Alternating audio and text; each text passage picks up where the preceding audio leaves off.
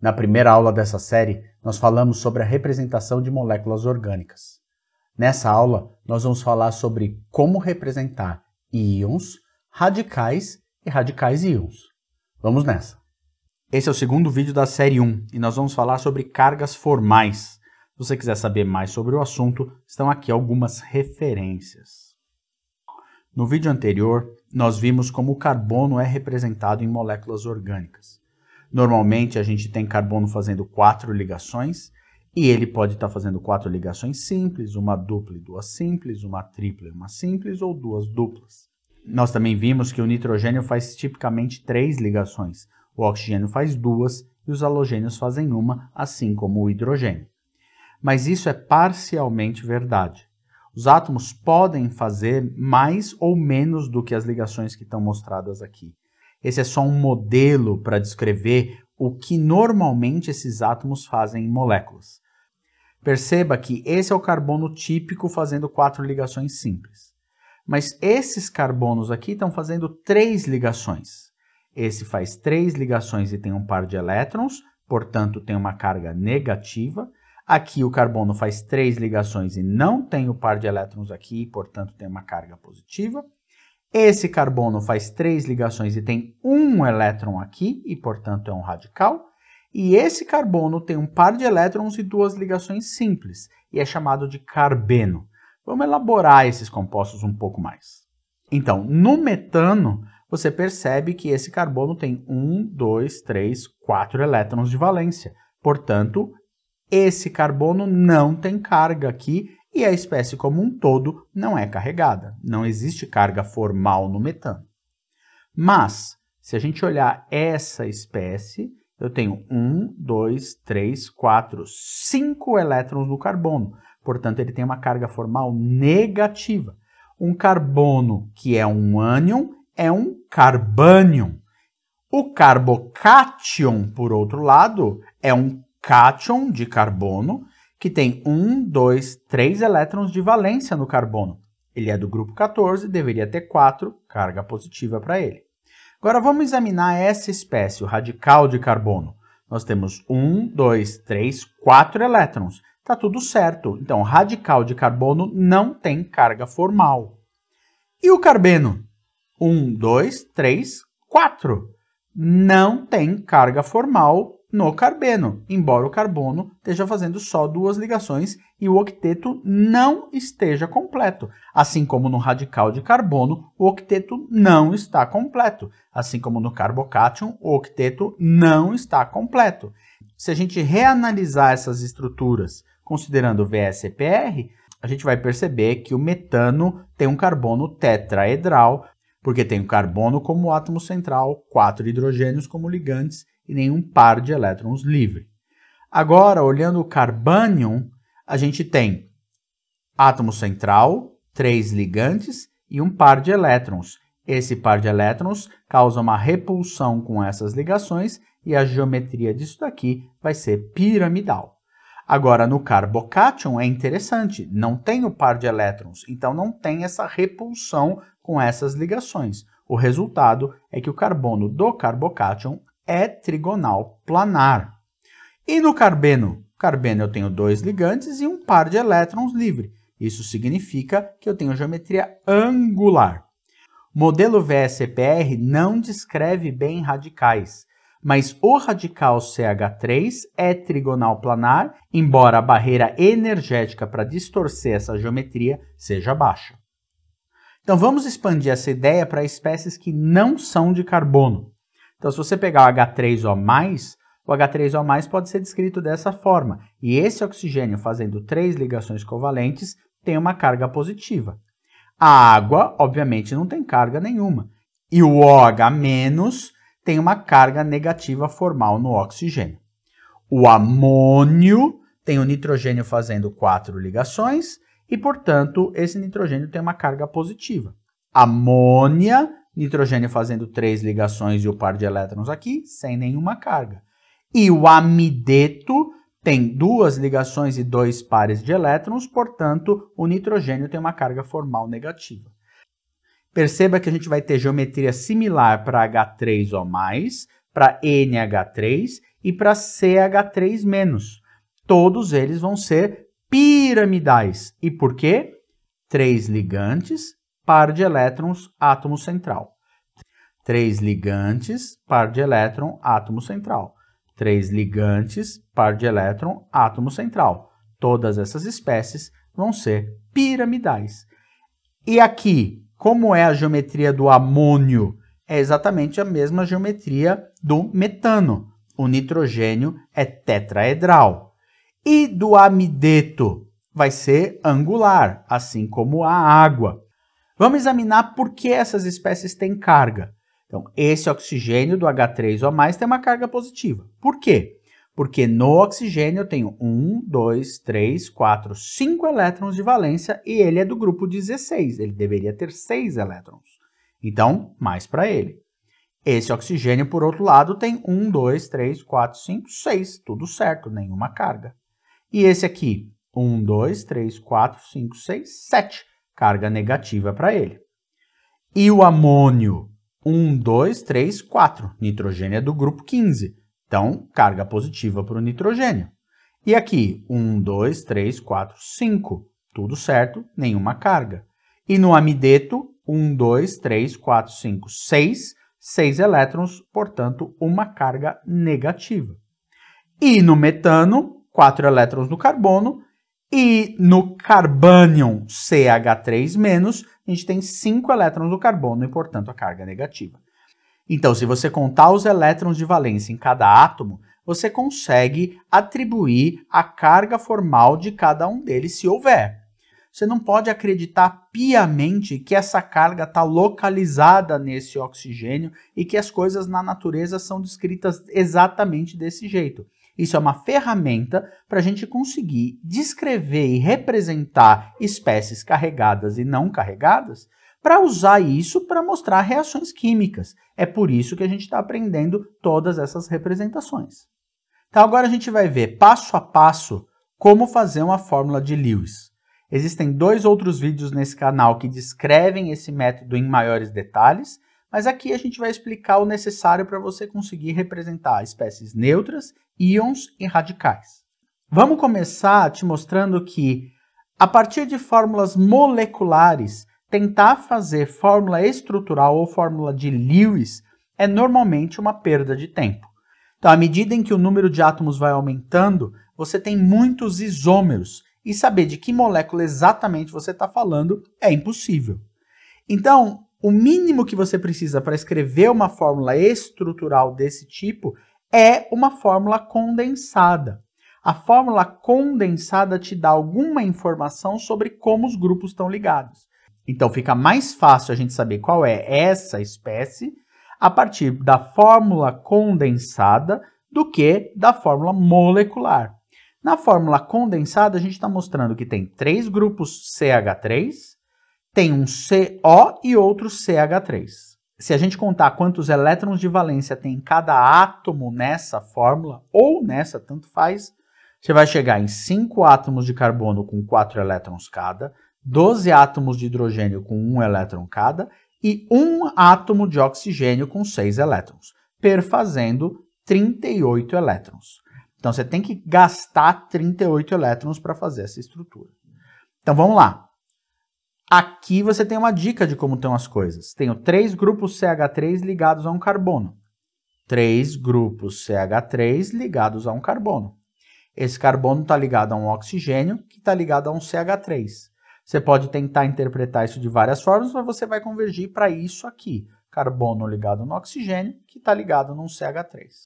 Então, quando você chegou nesta fórmula aqui, a gente conta e percebe que eu tenho 34 elétrons em ligações simples aqui. Então, eu ainda tenho 4 elétrons que eu preciso atribuir. Esses 4 elétrons vão ser atribuídos para o átomo mais eletronegativo, que é o oxigênio, até completar o octeto do oxigênio. 1, 2, 3, 4. Agora eu gastei todos os 38 elétrons. Então, essa fórmula estrutural é um bom início para a gente representar de um jeito mais conveniente essa molécula. Então, esse é o 2-metoxi, 2-metilpropano. O oxigênio está angular, os pares de elétrons estão nele, você tem todos os grupos representados sem mostrar os carbonos e os hidrogênios. Então, essas fórmulas de linha são a forma mais conveniente de apresentar as moléculas. Existem várias regras para você desenhar a fórmula de linha adequadamente. Se você quiser saber mais sobre como escrever fórmulas de linha, tem esse artigo aqui, cujo link vai estar na descrição do vídeo. Então, agora vamos pegar um exemplo um pouquinho mais complicado. CO2. CO2 tem 4 elétrons do carbono e 2 vezes 6 elétrons do oxigênio. São 16 elétrons.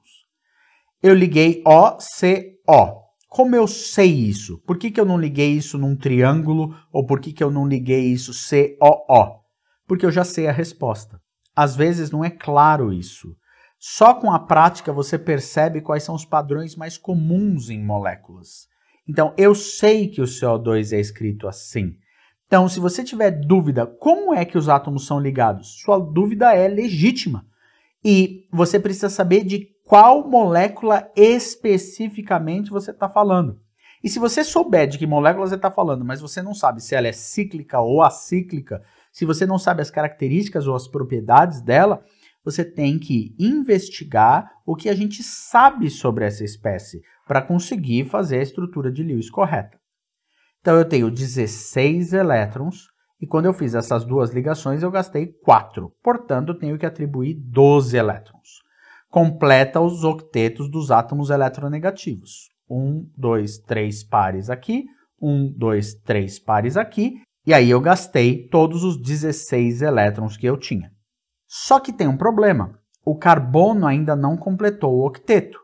Então nós temos que completar o octeto do carbono sem mexer nos octetos dos oxigênios. Como a gente faz isso? Um jeito é a gente imaginar que esse par de elétrons está formando uma dupla ligação que dá origem a uma coisa com essa cara aqui.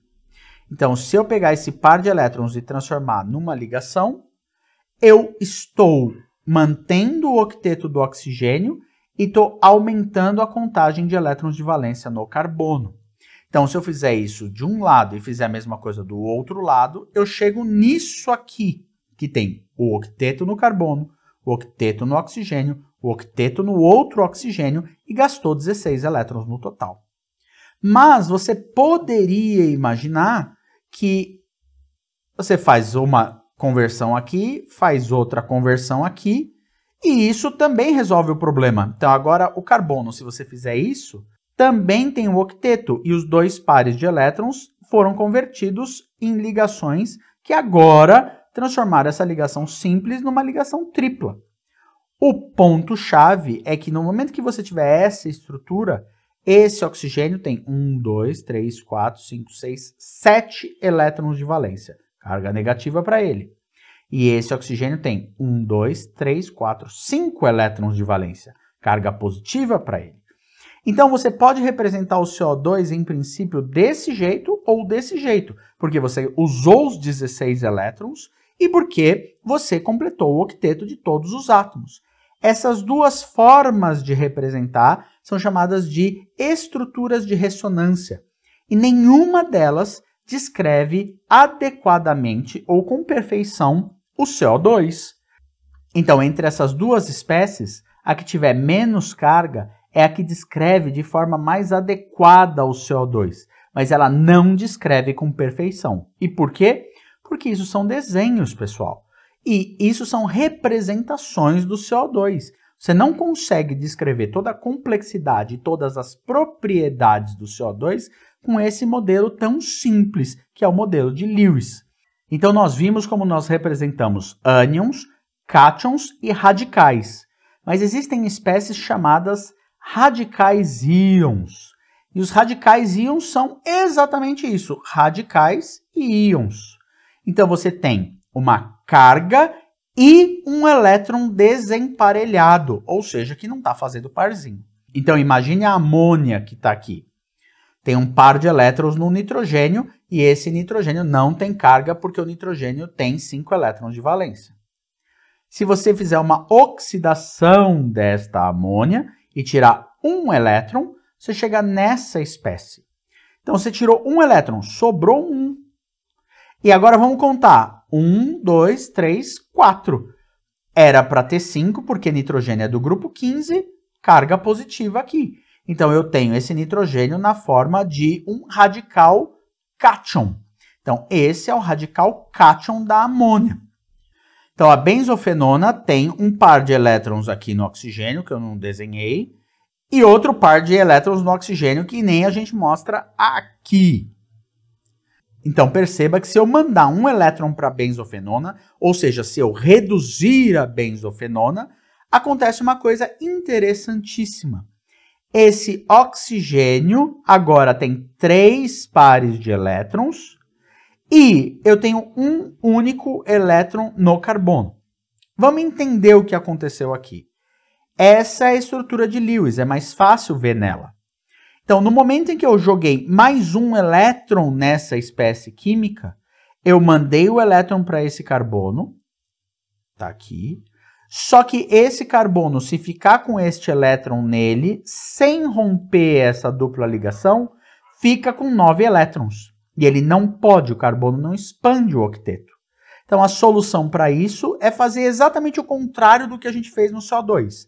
No CO2, a gente transformou par de elétrons em ligação. Agora, a gente transforma a ligação no par de elétrons que está aqui. Então, essa ligação dupla é como se ela subisse para o oxigênio.